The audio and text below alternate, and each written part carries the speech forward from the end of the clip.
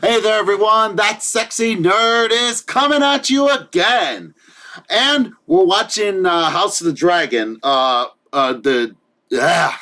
watching a new episode of New Rockstars House of the Dragon breakdown. So, this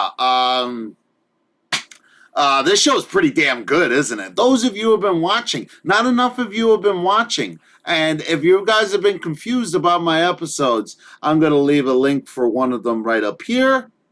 And then after that one, I'm going to leave a link for episode 2 right over there. So, hopefully when you guys see this video, and if you guys want to check out my reaction to those 2 episodes, you guys can have an easier time of it. So, what can I say about this last episode? I mean, not much to go over without going into spoilers, so I'd rather leave my thoughts for episode 3, and I already put in some of my thoughts for episode 3 in the promo, which you should also go check out. Probably read it right up here. And let's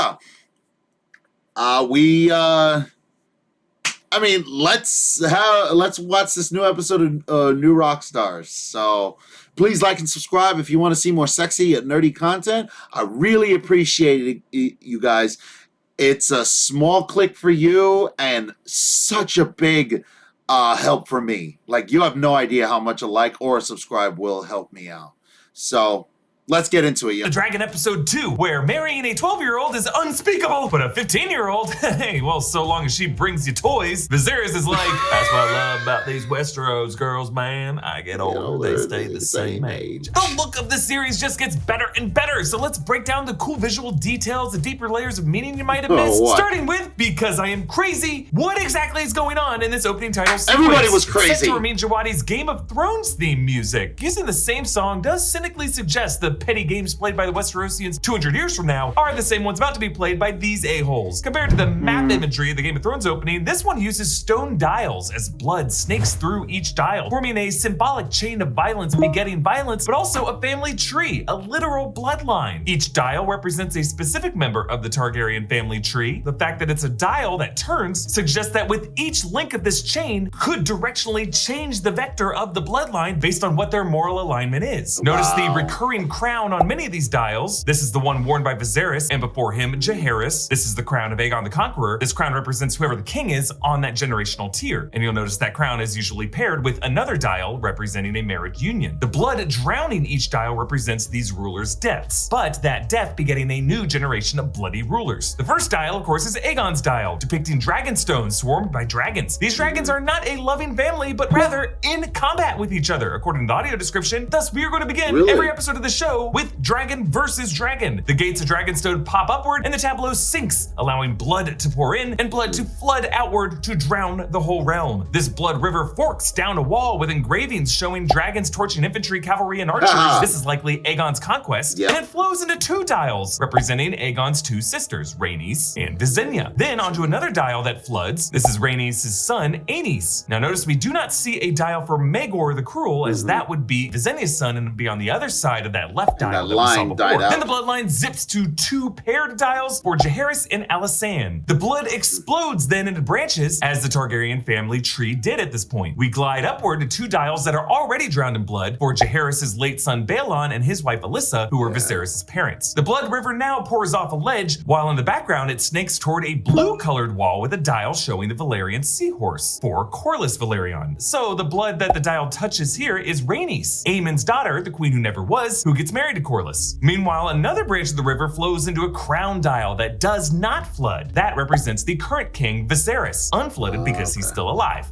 For now. Beside him is the sigil for House Aaron, flooded for Aemma Aaron, his late wife who died in episode 1. But his bloodline branches to the left toward that green wall where the Greens, aka the Hightowers, were telling Viserys, moving on to Alicent in this episode. But then we cut to a shot where the bloodline flows into a dial with the House Hightower lighthouse representing Alicent, soon to be queen, and you'll notice to the level above her is a dial representing her father Otto. Now next we see 3 interlocking circles of the Valyrian steel necklace that Daemon gave Rhaenyra last episode. This one obviously representing Rhaenyra, this dial rising high above the blood to stay untouched by it. Then we quickly pass under a gate showing a dragon fanning its wings over the houses of Westeros. I believe those sigils are Baratheon, Hightower, Blackwood, Dustin, Starpike, Lannister, Valerion, Stark, and then maybe Greyjoy. Some of these are important, some of them are lower houses, whatever, they all look cool. Lastly, we see that all of these dials rest upon the layers of Viserys' stone model of Valyria, proving our theory correct last episode that that model might be part of the new opening title sequence. Running down the middle of that model, you can see pairings representing the marriages through the ages, through which the royal lineage ran, but then closer to the bottom of it, a few isolated ones where the bloodline ends, because we are not yet sure which of these characters will bear the heirs to the crown. But we are sure if you look at a family tree, just don't, you'll spoil yourself. And yes, I will be monitoring this sequence closely for updates to it as characters die or produce new heirs, because I'm crazy. And we end the main title showing the golden Targaryen sigil, all of these blood rivers feeding the fire beneath. Fire and blood, the Targaryen house words and the title of the novel that this is based on. The opening shot shows two hands impaled on wood as crabs pick at them. This parallels the gnawing of flesh from King Viserys' hand by maggots later. From a nameless casualty to the king himself, these are all corpses on borrowed barnacled skull, like the barnacled bust in Corlys's chamber later at the end of the episode. This dramatic crucifixion imagery we are seeing now is really through Corlys's existential fear. This is his song of ice and fire, or really we should say, I guess, his song of sea and crabs. Crabs pick at a gash on a man's foot, his bone is exposed, but he stirs, he's still alive. He's being eaten alive by crabs as a victim of Kragus the Crab Feeder, leader of the Triarchy, ravaging the Stepstones currently. The wide shot shows that these stakes are set up in the path of the tidal river, where crabs would come in, like the opening titles, a river of blood bringing death. But we smash cut to another red river, an overhead shot of an empty cup as Rhaenyra pours in wine, the red liquid pouring into a golden pit, like the blood pouring into the Targaryen sigil in the opening credits. The small council's discussing the death of Sir Ryan Redwine, that bearded Lord Commander of the King's Guard who appeared in the background last episode. Corlys comes in late, wanting to hit back at Kragus and his Triarchy, who are funded by the Free Cities, many of which we saw in Game of Thrones, including Braavos, Lorath, Lys, Myr, Norvos, Pentos, Cohord, Tirosh, and Volantis. Notice how Master of Coin, Lime, and Beesbury says, "In all of its history, my lord, the Seven Kingdoms have never entered open war with the Free Cities." What reason does the crab feeder have to fear us? Yeah, Corlys is focusing his anger on Moneybags Beesbury, a man who likely takes money from the Iron Bank, located where? The Free City of Braavos. Major conflict of interest on this small council. And notice throughout this meeting, Corlys's punch card ball stays on the centerpiece. It's never moved to his plate, reflecting how he was never really part of this meeting. And at the end of this episode, we'll leave this council. When Rhaenyra gets booted from the meeting for pitching the one good idea, the doors are shut behind her, closing her out, an homage to the final shot of The Godfather, where Michael shuts out Kay. Sir Harold goes through the King's Guard candidates, each represented by a figurine, some ornamented ceremony to mark the seriousness of the King's Guard in this era, consistent with the way this show uses dials and balls and other tokens to represent people. Everyone is a piece on a game board. There's Sir Desmond Caron, Sir Raymond Mallister, House Corbray, House Crakehall, and House Tarley. Otto reminds us the Mallisters of Seaguard protect against the Reavers from the Iron Islands, referring to the Greyjoys. Sir Criston has no heraldry because while he comes from House Cole of the Stormlands, he's actually a Dornishman. Notice how his figurine is a simple pillar, unadorned. Otto lurks in from behind while Rhaenys watches from the balcony, more interested in how the named heir makes her first official decision. In all the shots of Rhaenyra with Otto, Rhaenys can be seen snooping in the background because this queen who never was is deducing that if Rhaenyra was booted from the small council meeting, she and her husband Corlys might be able to play to the king's succession anxieties. Get our 12-year-old into hair and makeup stat! Rhaenyra inquires, "You saw combat in the Stormlands?" Dornish marches, Princess. I fought for a year as a foot soldier against the Dornish incursions.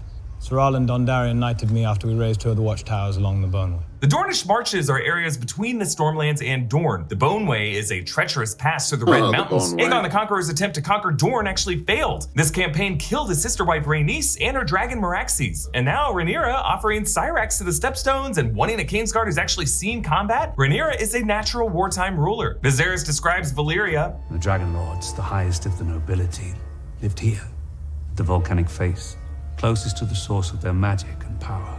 And this was the Enoglion, where the blood mages worked their craft. The doom of Valyria was believed to be an eruption of the 14 Flames, a chain of volcanoes interconnected by mines that all erupted simultaneously and sunk the whole peninsula. Many believe this might have been triggered by magic, either by accident or by design. Viserys says, "The glory of old Valyria will never be seen again."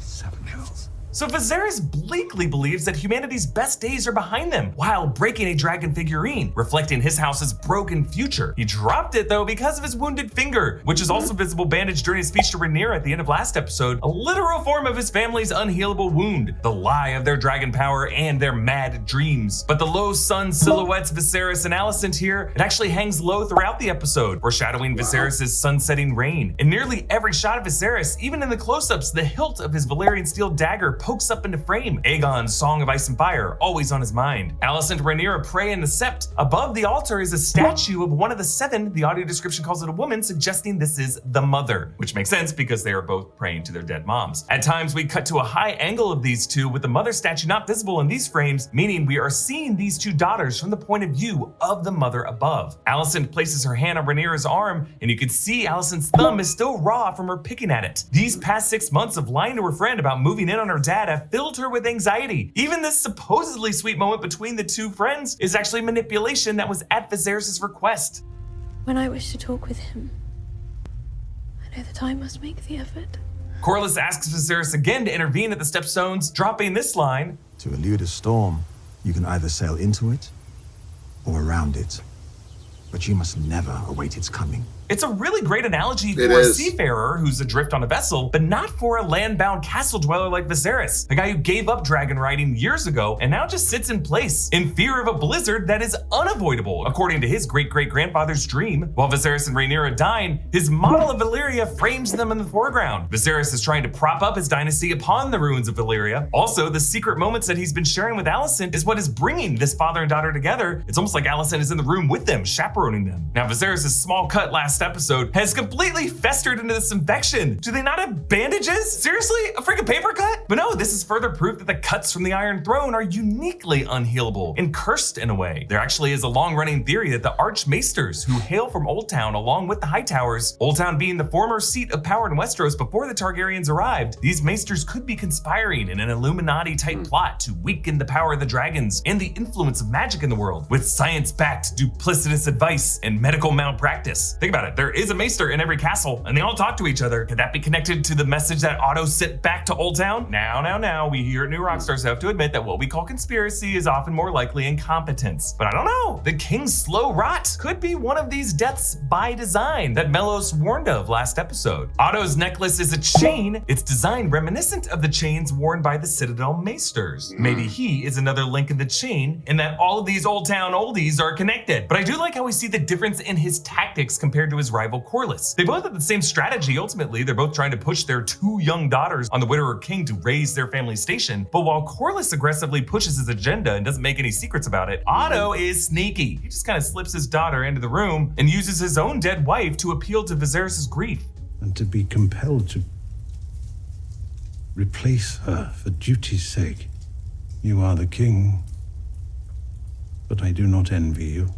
In rhetorical criticism, this tactic is called enthymeme. It's an art of persuasion in which you never explicitly state what you want the person to do. You just use a highly charged emotional argument so that they draw the conclusion in their own heads, and they think it was their own idea. So the too young Lyanna chats with Viserys about the lost dragon Vhagar. That was a massive, still alive dragon ridden by Aegon's sister wife Visenya. But Vhagar still lives. Somewhere. The workers at Spice Town report hearing her song at times. They say it's a sad thing. I imagine even dragons get lonely. Now, of course, Viserys is actually talking about his own loneliness. And these talking points were truly fed to Lyanna by her father, Corlys, who falsely assumes that Viserys is lonely because he no longer rides the Dragon Balerion. So maybe by hinting Driftmark folk know where Vhagar is, that could be a benefit that House Valerion could give the crown. But not so fast, because what the Balerions don't really realize is that Viserys thinks dragons shouldn't exist at all. They're all too large for the world. Behind Rhaenyra and Rhaenys is more smutty artwork, what looks like a hookup between humans and a dragon. It was actually believed that among the dark magic practiced by the blood mages of old Valyria was crossbreeding humans with dragons. So all that messed up stuff that led to the doom of Valyria is now being celebrated by their doomed descendants in the Red Keep. Alicent's gift of the fixed dragon figurine is perfect for Viserys, a symbol of her ability to mend the fractures of his family, but also it represents dragons as he wishes they would be, lifeless, cast in stone, and small enough to fit in his hands. As he holds the figurine, notice how it covers the hilt of Aegon's dagger. But when duty comes to knocking, Viserys stiffens and the dagger sticks out now, and he deepens his voice. Come, I mean, come on. This castle has literal bestiality porn on every surface. Don't tell me that there's not never saw that. sexual undertones to Otto walking in on these two. The Dragon Keeper reports in Delirium. I never saw that. Yes, there's a Westerosi custom of naming the hours of the night after animals. The hour of the bat is right after sunset. So after we saw the master of sneaking around last episode, Daemon proves once again that he knows Maegor's secret passageways in King's Landing that no one else does. Rhaenyra asks,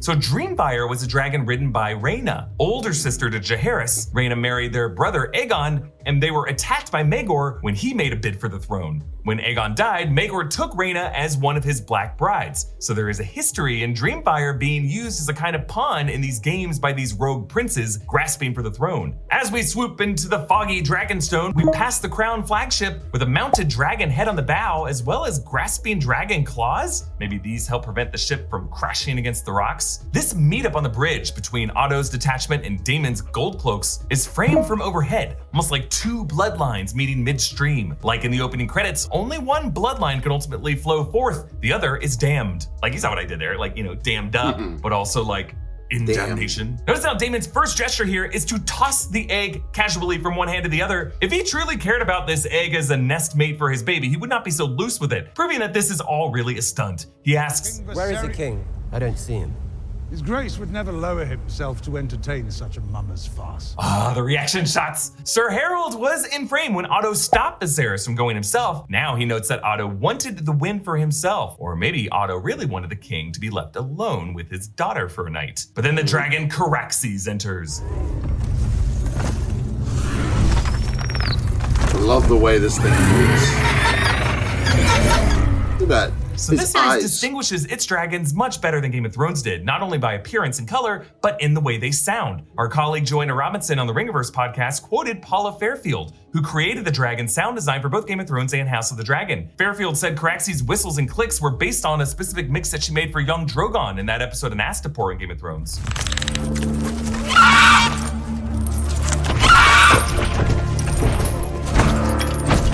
Fairfield also said that Miguel Sapochnik said Caraxes should sound like a dragon with a deviated septum. She actually expanded with her own hilarious backstory for the dragon. And notice as Caraxes roars, you can actually see down his gullet and how his windpipe quivers in this awkward way to produce this sound, as a deviated septum would. But the fact that sound designer considered this a pathetic love song for Syrax tells us that Daemon's true affections may reside with his niece. Notice how Caraxes still wears his Targaryen mark's saddle. These dragons are always wearing their saddles even when they're not being ridden in that moment, as an attempt to tame them, but also to let all others know who these WMDs answer to, or at least they want them to think they answer to them. Then we hear a second roar.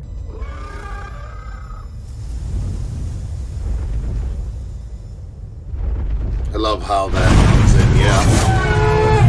The fog parts like ocean waves, like the cresting of a great white shark or Godzilla. As Syrax passes the low sun, the sun's dim light peeks through its translucent wings, a visual effect interacting with the physical environment to make it more lifelike. I love it. Rhaenyra confronts her uncle. Siculat. No. Razilari Tubi. Earlier, Otto called this a mummer's farce, and Rhaenyra sees right through these theatrics. Mysaria is not pregnant, therefore there's no crib for the dragon egg. This is actually a change from the book, where Mysaria is with child. Yeah. So this way, Daemon is more of an agitator, and Rhaenyra is a bolder fixer. Daemon consoles Mysaria in a room that actually looks a lot like the one in Game of Thrones that contains Aegon's painted table of the map of Westeros. That table would exist at this point in history. It was created by Aegon, but it's not in this room right now. Maybe it's a different room that just looks a lot like it. Or there is a shot from a glassy surface in the foreground. Maybe that is a painted table. It's just tucked in a corner. Before announcing his marriage intentions to the small council, notice Viserys is gazing out the window at the dragon pit, foretelling how this decision will lead to the dance of the dragons that will turn dragon against dragon in the years to come. Viserys first checks in with his daughter. Good gods, once again, the reaction shots are perfect. I intend to marry. Yeah. the Lady Alicent Hightower. Whoa. Yes, just by how long her father's looking at her, you can see the smile just slightly fade from Rhaenyra's face as she suspects something. But then Viserys looks at Alicent, and Alicent looks at Rhaenyra, and from that, Rhaenyra already knows before he says anything that these two formed a relationship without her knowing. And as the tears well up in her eyes, Rhaenyra connects the dots. Alicent's constellations of the Sept were all manipulations. She has no friend. Her father didn't really know her at all. And even the hall she storms out into is lying to her because they forgot to digitally remove some of the blue screen there. Then on a Driftmark. On Corlys's desk are sea maps with compasses. There's a dragon skull, various seashells. Then this barnacled bust that I mentioned before, a visual reminder for Corlys of the fate of his men in the Stepstones, which this episode circles back to as Kragus nails a man to the stake to feed to the crabs. Corlys says, "The other realm's second sons, Daemon. Our worth is not given. It must be made." Now, Corlys does not have an older brother, but he's referring to House Valerion being the metaphorical younger brother to House Targaryen. The Valerions passed over because they are not dragon lords. Now, this episode's title is The Rogue Prince, from George R. R. Martin's 2014 novelette about Prince Daemon and his relationship with Viserys. This episode's new bloodline-themed opening suggests that this dynasty was formed by marriages, but really, if anything, stable marriages have been the exception to the rule. Maegor was a rogue prince who stole the Iron Throne from its rightful lineage. The rightful Rhaenys was passed over for another rogue prince, Viserys. So Daemon really knows that his is a family of rogue princes, and ultimately fortune will favor the bold. Follow me. So yeah, he brought up some really good points on a lot of that. Actually, I actually caught a lot more than I thought, but you know, it was a really good episode. I love what they went over. I never put two and two together that most of the early family of the Targaryens are full of rogue princes, and afterwards are going to be a lot of rogue princes. In fact, there's an entire civil war started by the Blackfires, which is a whole other story. But before I spoil everything for you guys, please like and subscribe if you want to see more sexy and nerdy content, and I'll see you all in the next video.